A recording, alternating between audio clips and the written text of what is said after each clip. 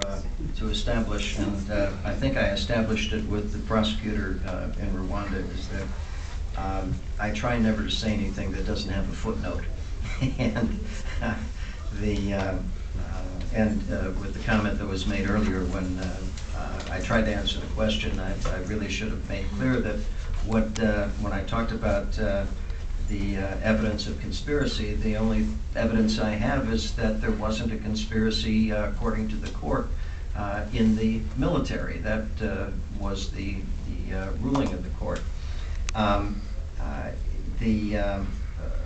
And I've never denied that there were killing for ethnic reasons in Rwanda. I've said that. There's also a technical problem because there's a legal theoretical issue about the definition of the word genocide, which is a legal theoretical question that we legal scholars argue about, because when the word was defined in 1948, everyone was thinking about Nazi Germany, which meant a nation state that had a policy and a conspiracy. And then they defined the convention. Well, that's what's in everyone's head, but it doesn't say that in the convention. So there are two crimes. There's conspiracy to commit genocide and genocide. So our clients were found not guilty of conspiracy to commit genocide. It's a lawyer's theoretical question, and unfortunately, people who experience it are interested in having those theoretical discussions. Unfortunately, that gets people like me in trouble when I have then those. there's the reality also. Can you please be... Yes, I'm Please be respectful of our speakers. Yes, thank you. So I prefer to talk about what the evidence is about what happened as opposed to putting a label on it. There was a question that was asked about the budgetary figures. What we have, what I can tell you is just part of the answer. In 2003, the agricultural sector received about 2% of the total bank credits. It received about 3% of the total budget.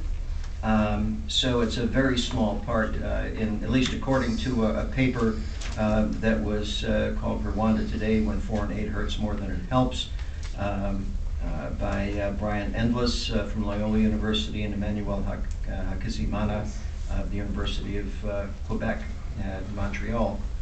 Also footnoted to the publications of the World Bank, etc., but you'll be able to find that online. In summary, let me say that my research and the documents I found at the UN unfortunately do require a reassessment of the story about what happened in Rwanda.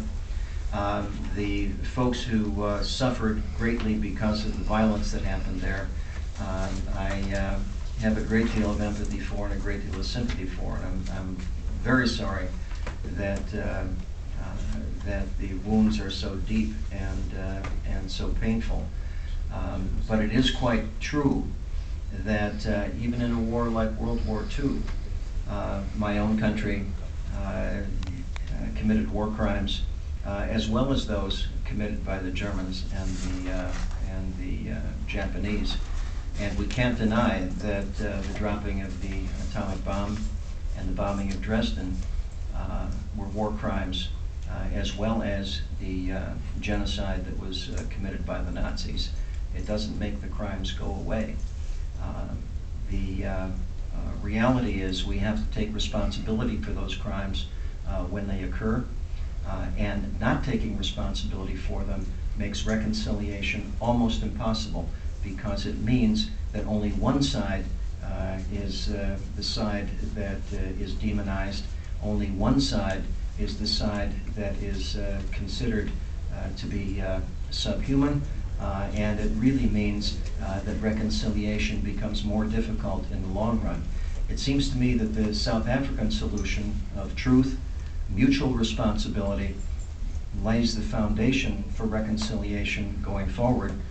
It isn't necessary that there has to be two genocides, but it does I think, require a recognition that in a situation where there's a conflagration like World War II or a conflagration like the Rwandan genocide, that both sides have to recognize that there's responsibility for the terrible events that happened both in World War II and in Rwanda. So how would you define genocide?